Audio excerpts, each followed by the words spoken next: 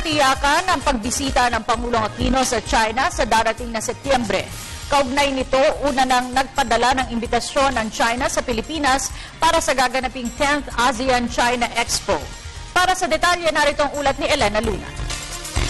Inihayag ng palasyo na nananatili ang magandang ugnayan ng Pilipinas sa bansang China sa kabila ng usapin ng agawan ng teritoryo sa West Philippine Sea.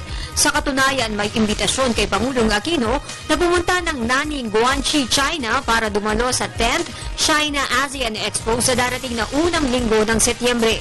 We have always said that our relationship with China is not limited to this incident. It's a multifaceted, multi-level relationship. So this is one proof of the multifaceted relationship with China. We're focusing now on trade and the economic agenda. Binigyang diin ang kalihim na sa ugnayang pang-ekonomiya sa sentro ang gaganaping expo. This is an economic and trade agenda. Our concern in the West Philippine Sea is already being handled in the UNCLOS Arbitral Tribunal.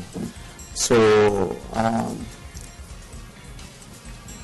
the discussions on that area with respect to our situation in the West Philippine Sea has been reserved to the Arbitral Tribunal to decide. Ayon rin sa tagapagsalita ng Pangulo, tinututukan ng dalawang bansa ang ibang antas ng ugnayan.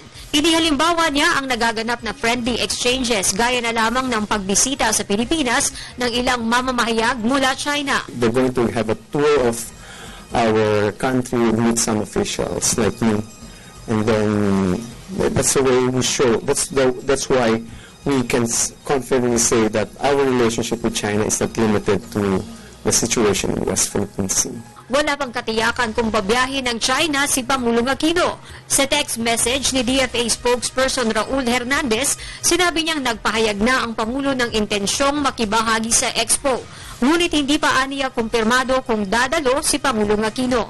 Sinabi ni Presidential Spokesperson Edwin Lacerda na hindi man pumunta sa China, tiyak namang may delegasyon mula Pilipinas na darating lalo pat host ang Pilipinas ngayong taon.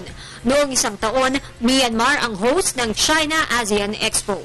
Para sa Telebisyon ng Bayan, Elena Luna.